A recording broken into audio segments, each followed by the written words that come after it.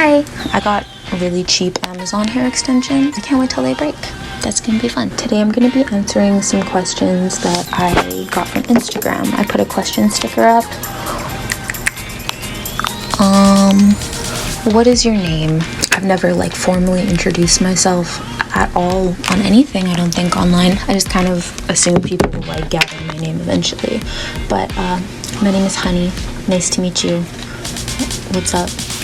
How old are you? I get this question 5 billion hundred times a day, every single day, all year long, in real life and online, all the time. Just like, what's your ethnicity? Like, what's your race? Like, where are your parents from? What country are you from?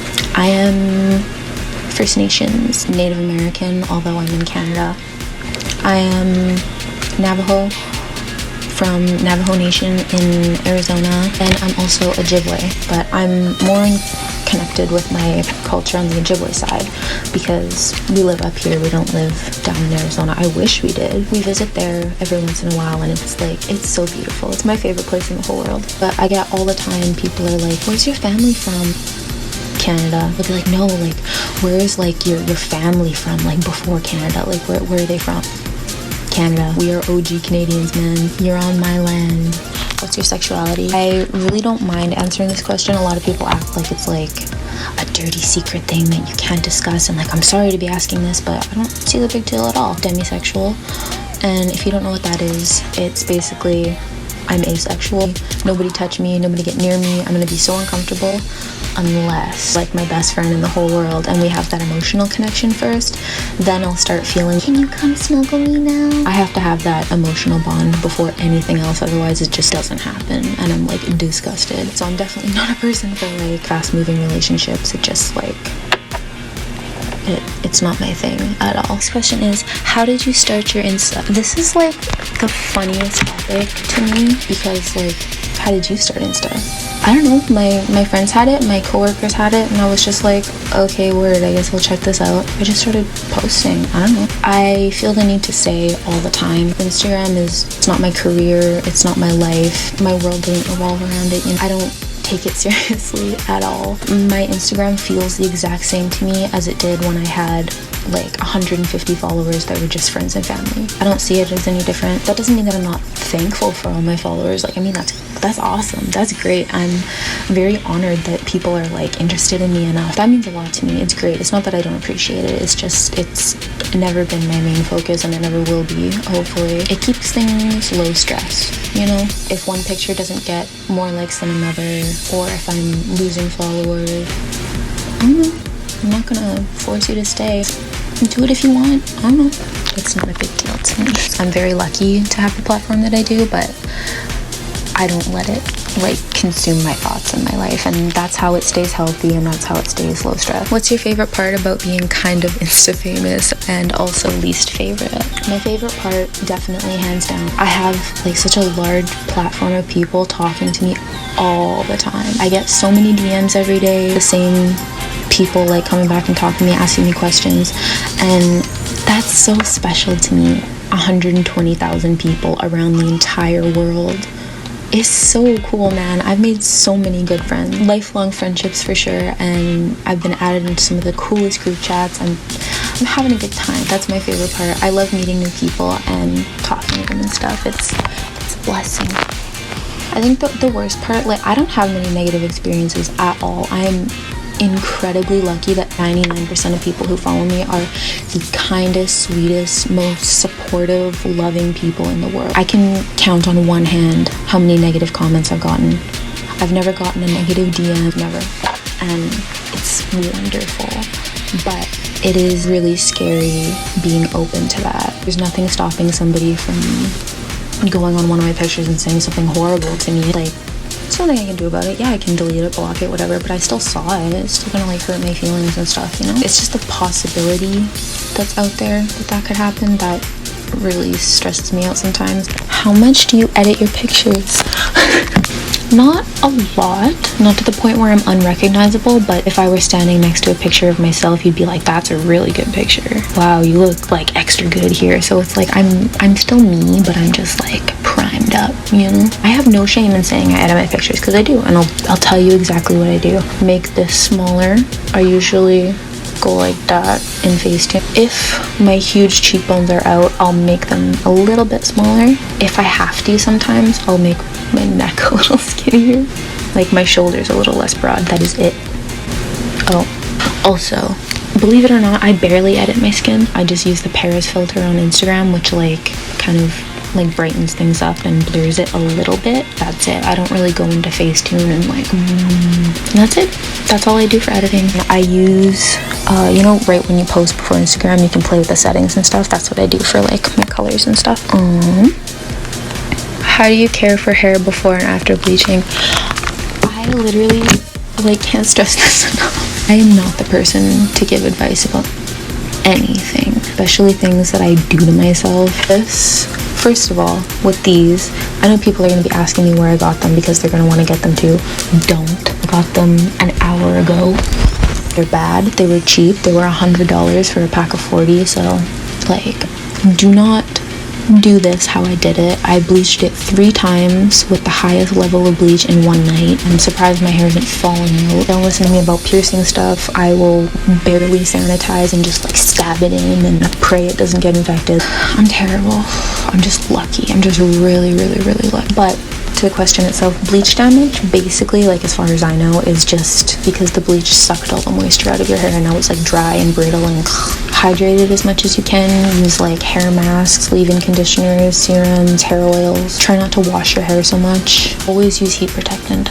Always. Even if you're just like blow drying your hair, always use it. Always. Pee pee or poo poo? You know, I've thought about this for a long time. It's been like a really important topic to me. Honestly, I wasn't even able to sleep last night. I couldn't decide, man. Tossing and turning, and my mind was just like, oh, man, what? But after long deliberation, a panel of judges and jury, I have decided pee-pee. What's your favorite thing to say? Ever sick? How does it feel being a person of color with a unique style? Okay, not to like toot my own horn or anything, but like toot, you know? I don't know, it feels good to be like a role model, you know? Honestly, as much as I don't want to think of myself like that, that's just the reality of, especially in like the style subculture that I'm in. As far as I know, I have never once seen an Indigenous person in this sort of aesthetic group, ever. If there is, please tell me about them. Getting into the style that I'm into now, it was kind of unnerving thinking about how I'm like the only one that I know who's doing this. I don't know anybody else. People in my ceremony family, they'll tease me about my hair sometimes and like tease me about my big eyelashes, and it's all lighthearted though. My family and all my friends are beyond supportive. I'm so lucky that I have people who are so accepting of such weird looking stuff. I always get mistaken for being Asian all the time. That's the default that people assume that I am until it comes up and I tell them that I'm not. I was walking down the street once. There was this native woman who was walking beside us, and you could tell she was like intoxicated off something. She was like wobbling around, you know. She looked at me and she was like, "You look like a cute little Asian schoolgirl. You're just like pink everywhere, your little skirt. I just love it. You look so cute." She slows down and she looks at me and she's like, "You? I know you and me were Nietzsche's, eh?" You can tell. Usually people can't tell. And she's like, "Of course I can tell." That was the best. I love that. How do you feel about Asian baiting comments and people saying you're trying to be Asian? Oh shit. Here we go again.